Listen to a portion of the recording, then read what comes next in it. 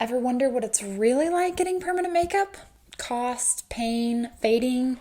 The myths are real, I'm telling you. But today's video, I'm gonna spill all the tea on all of it.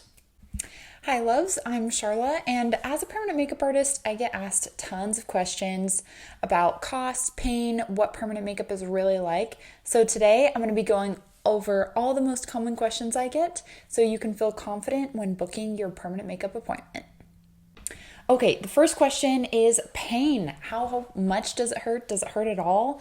And I'm going to be honest with you, yes, it does. It is a little bit uncomfortable, but it's not necessarily super painful. It does depend on your pain tolerance and what you can handle.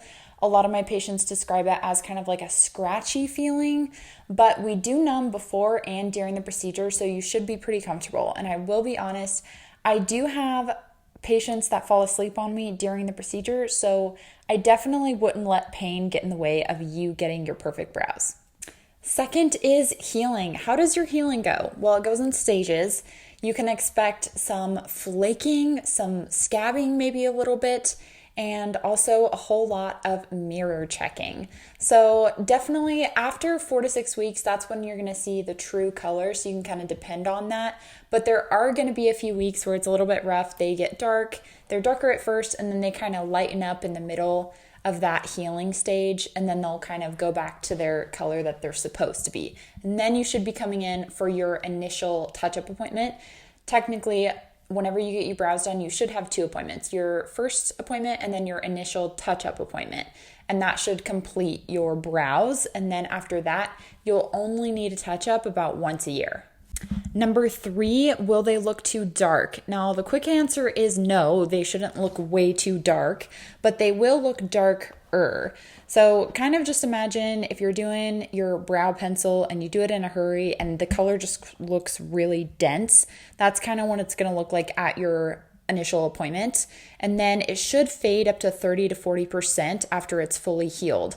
And remember, we can always adjust the color a little bit at your initial touch-up as well. We can make it a little bit darker or a little bit lighter. Now, question number 4 is a big one. How much does it cost?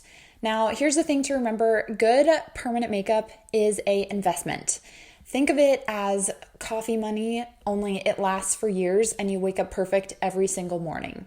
It lasts for years and the time you save is just kind of uncomparable.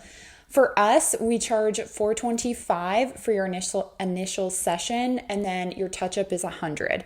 Now, every permanent makeup artist is different, so you can't really depend on that and be like, oh, well, I thought it was $425. But for Pretty Brows and Aesthetics, it is $425. Question number 5, can I work out with my new brows? This is a big one, especially for me because I work out every morning, or not every morning, like 4 days a week. But the quick answer is yes and no. So you don't want to work out or sweat in them for the first week, but then after that, you're good. You can sweat as much as you want and your brows will not fade off. Question number 6, will they fade? Yes, they will. Permanent makeup gradually fades over time because it's not a permanent tattoo. We go in the very top layer of your skin, which is the epidermis, which means it's a very gradual fading. That's why people do touch-ups once a year to kind of keep that color looking perfect, but it's totally up to you if you wanted to let them totally fade out. But yes, they will gradually fade over time. Question number 7, am I too old? No, never. Women in their 30s, 40s, 50s, 60 plus get their brows done. In fact, brows are an amazing thing to have. They add definition to your face, give you a youthful lift. So I confidently encourage you to get your brows done. You are not too old.